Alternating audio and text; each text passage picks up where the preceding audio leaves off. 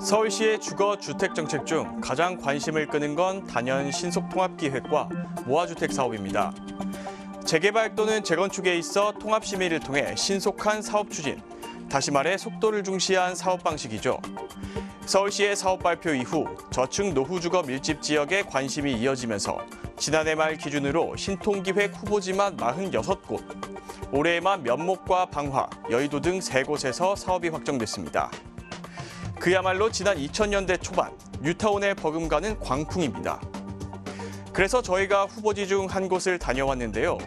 지난 2021년 후보지에 선정됐고 현재 신속통합기획이 적용돼 올해 구역 지정이 완료될 것으로 전망되는 성북구 하월곡동 70-1 일대입니다.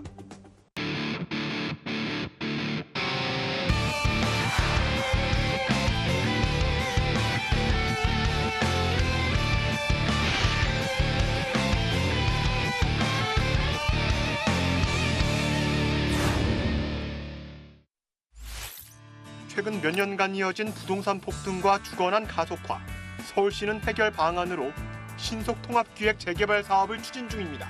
재개발 규제를 완화해 신속하게 사업을 추진한다는 내용입니다. 이에 따라 서울시는 지난 2021년 말 21곳의 신속통합기획 후보지를 발표했습니다. 공공위에서 후보지를 공모해서 선정한 거잖아요. 이제 후보지가 선정이 되면 정비 계획을 수립하고 이제 주민 공람 공고라든지 여러 가지 이제 행정 절차를 거친 다음에 정비 구역 지정까지 가는. 대상지에는 성북구 하월곡동 70-1 일대도 포함됐습니다. 하월곡동은 지난 2022년 4월 정비 계획 수립 용역을 실시했고 그해 8월에는 시구 합동회의를 통해 신속통합 기획안을 마련했습니다.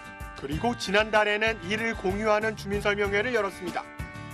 일단 여기가 그 신속통합기획 성북구에서는 첫 번째로 하는 곳이라서 주민분들이 관심이 많으신 데거든요. 가장 중요하게 생각하는 게 좀 재개발 빨리 해달라 이런 내용이 주였거든요.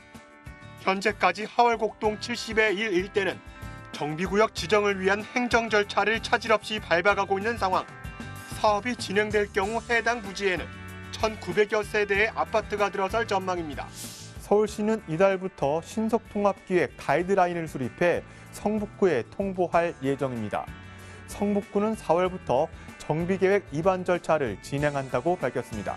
드라이브 뉴스 박성표입니다.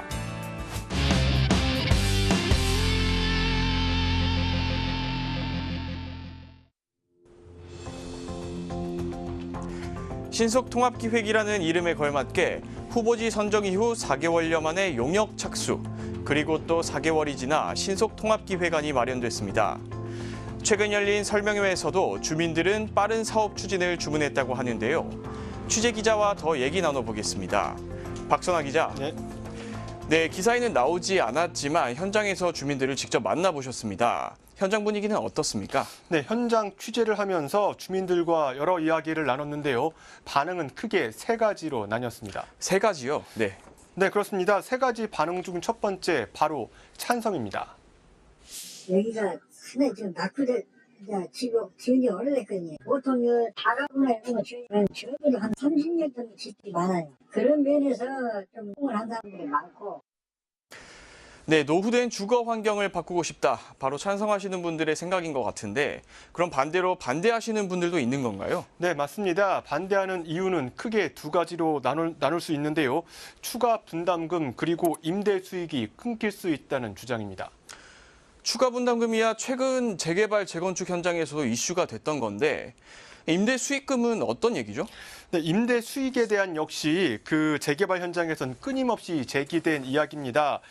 저층 노후 주거지의 경우 임대료를 유일한 수익으로 생활하는 노령, 토지 소유자 또는 건물주들이 많습니다.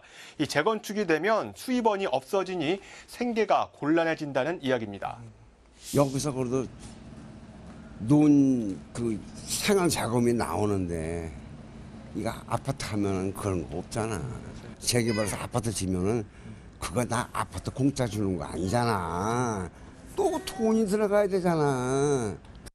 네, 재건축이 진행되면 또 어려운 분들이 계시죠. 바로 세입자들입니다. 지금 현재 여기가 지금 재개발된다면 우리 같은 사람들 굉장히 걱정이 어디로 갈지를 몰라요. 네, 찬성과 반대 의견 들어봤는데 그럼 나머지 하나는 뭡니까? 네, 여전히 재개발에 대해서 반신반의하는 분들도 계십니다. 반신반의요? 네, 그렇습니다. 과거에도 이곳은 재건축이 진행되던 곳인데 여러 이유로 그 시간만 허비하다 무산됐습니다. 그런 일련의 과정으로 인한 학습 효과라 해야 할까요? 서울시 역시 과거에 이런 경험을 통해 신속 통합 기획을 내놓은 건데 일부 주민들은 여전히 의구심을 떨치지 못하고 있는 것으로 보입니다. 네, 여기서 한 가지 의문점이 듭니다. 과연 사업만 빨리 추진한다고 해서 과거 재개발에서 드러났던 문제점이 해결이 될까 하는 건데요. 네, 맞습니다.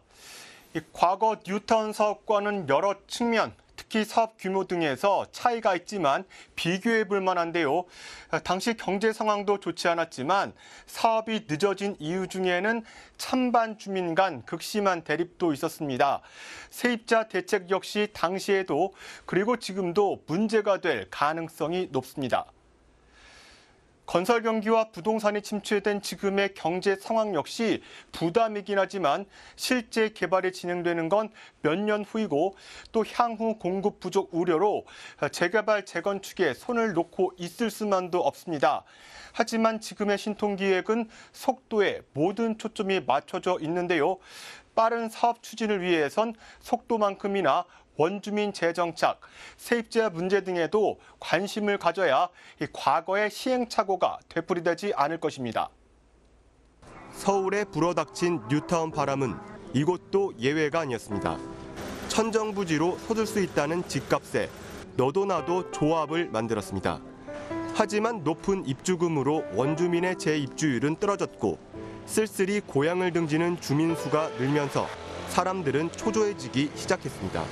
황금알을 낳는다는 뉴타운 재개발. 비록 그 광풍은 멈췄지만 주민들에게는 깊은 상처를 남겼습니다.